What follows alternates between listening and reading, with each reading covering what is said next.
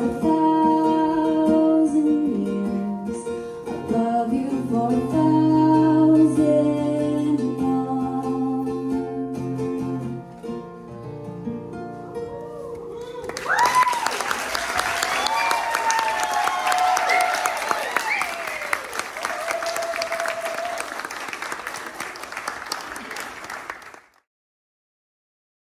To call her mom. And it might be shocking for you, but I've actually known Mom my whole life. And something I noticed as a kid and as I got older, and I think Mom is going to guess what I'm about to say, is that Mom was not like the other mothers. She just wasn't. And this is something I told her when I was like maybe 6 or 7. And I was like, Mom, you're not like the other mothers. And she's like, what does that mean? Is that a good thing? Is that a bad thing? What are the other mothers like? And I was just like, well, you're just not. And then I left because I had some really important Pokemon to capture. And I didn't really have time for the existential crisis. I just put my mother in. But now that I'm 36 and not 6, I think I'd like to revisit that statement. What I was trying to say as a kid, and I couldn't quite articulate, and Luna's got it right. She's done. But what I was trying to say as a kid, which I couldn't quite get, which is something that I think everybody here who knows my mom knows, is just Suki Amioni is not like anyone else we've ever met. Now, when others stand still, Mom has to dance. When people tell her to stop talking, she has to sing. She is someone who doesn't just make friends, she builds families. She brings people together and drags them out of their chairs to dance and dances with their kids and brings people together in this wonderful big circle that she has. And it's something that is incredibly beautiful and incredibly rare. Mom has a light to her that brings people together. And that is a rare quality in a person.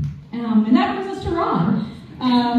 Now, Rod, over the course of my life, I've seen my mom go through ups and downs, through triumphs and hardships, but when she's with you, she never shines so brightly. You bring a sparkle to her eye.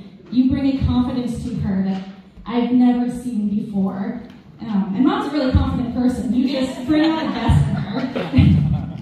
You are a shoulder to cry on for her. You are a hand to help her up. And you are a safe space for her to land when she's climbing to bigger and new dizzying heights. So I am so happy that we're all here today, that these two lights have found each other. These two people who are as unique and special and wonderful have found each other and have brought each other so much joy and happiness, who brought us so much joy and happiness, and that we all get to bask in the fire of their love. So to wrap it up, I'm going to give you 2 homework, because that's something Mom would have to give me, so it's fair play. Your light is incredible. Both of your lights together is wonderful. A light is something that, if you don't nurture it, can go out. So every single day, I want you two to cherish each other.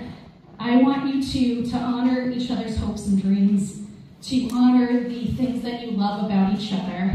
I want you guys to both sing when people tell you to whisper. I want you both to dance even more than you're dancing already when people tell you to stand still. And I think overall, I want you guys to keep shining because you make our lives and everybody's lives brighter with every minute you're in it. So for Mom and Rob, love you guys.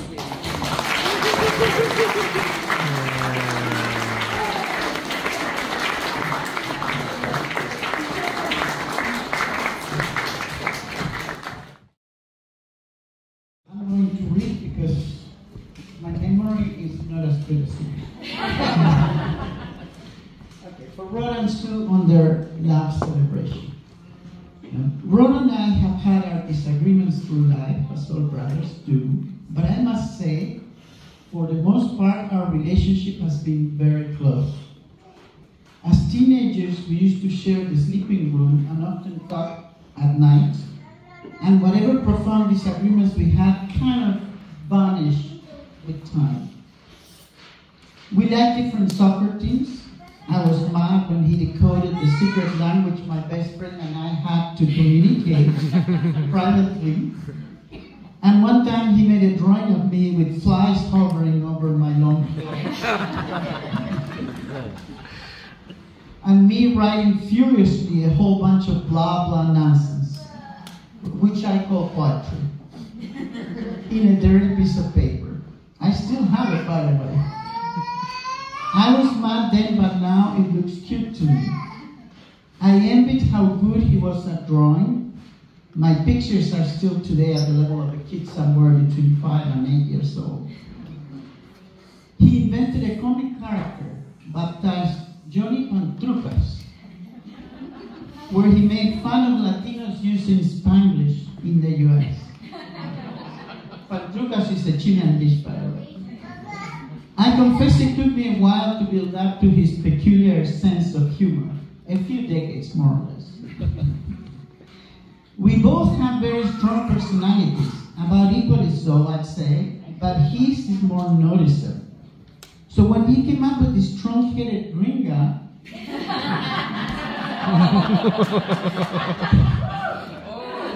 with a different but also quite peculiar sense of humor, I thought, uh-oh, he's met his match.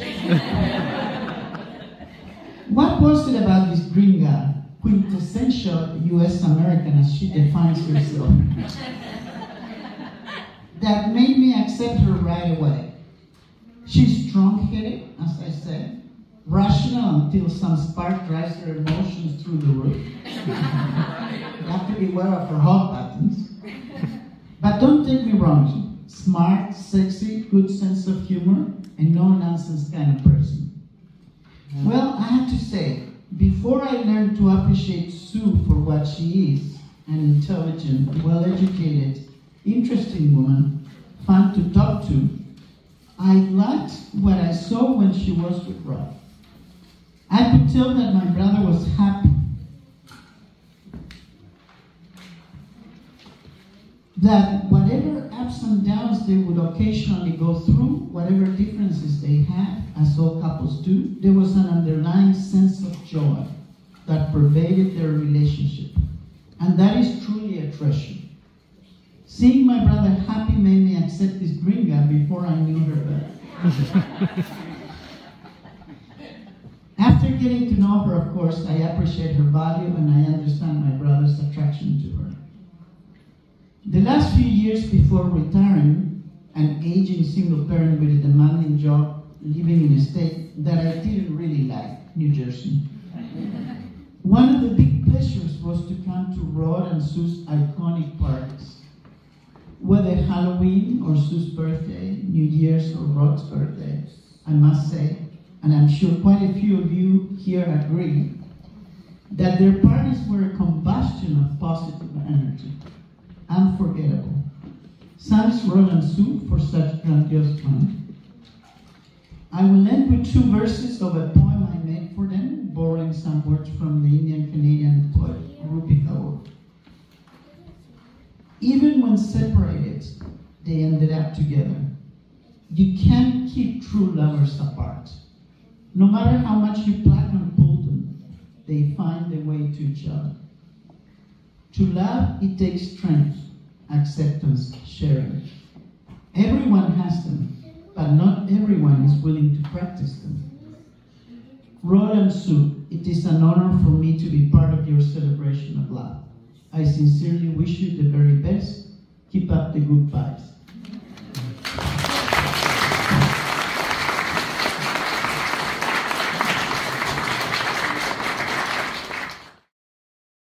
Hello. Hello, everyone. It's nice to see you all tonight. And Sue, Rod, congratulations. I met Sue 28 years ago. I can't believe it's been that long. Number 12. Don't make me tell the real ages. But anyway, I worked at a government contracting firm, and I was tasked with hiring new writers and editors. And I had a roster of interviewees coming in, and all of a sudden, this blonde comes walking in, all professional and everything. And I tried to intimidate her. tried to make her nervous. She was cool as a cookie, and this wonderful energy just came out of her that I liked her instantly, but I didn't let her know that. I put her through tests, and then while she was taking that test, we were planning another test, and she had to go through all the hoops. And then at the end of the interview, I looked across the table and I said, I have one more question for you. She was like, yes. What is it? I said, has anyone ever told you you look like Madonna? She said, yes, but never in an interview. We started laughing our butts off in my office, and we've been laughing for 28 years. At the end of the interview, I walked her to the elevator, knowing that she got the job. Didn't tell her that, though, just now.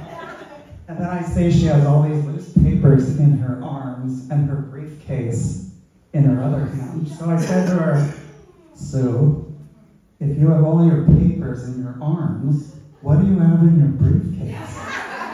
She said, my makeup. I looked at her and I said, I think we're going to be friends.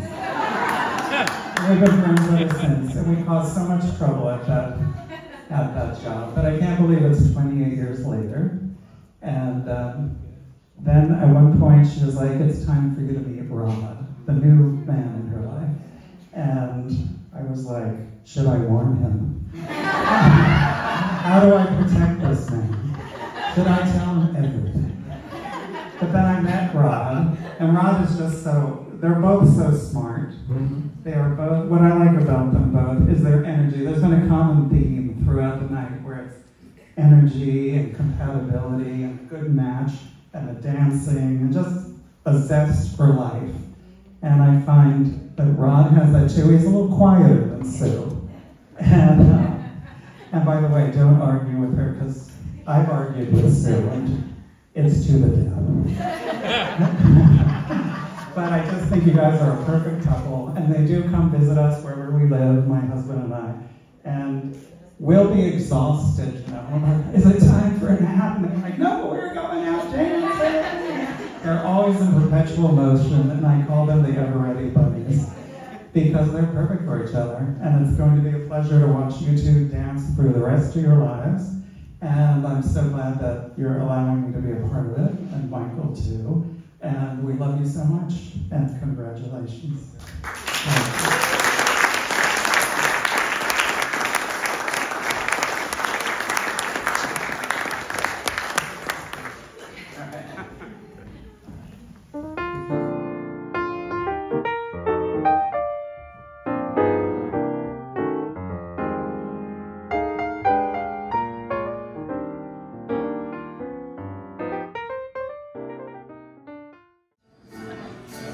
Huh?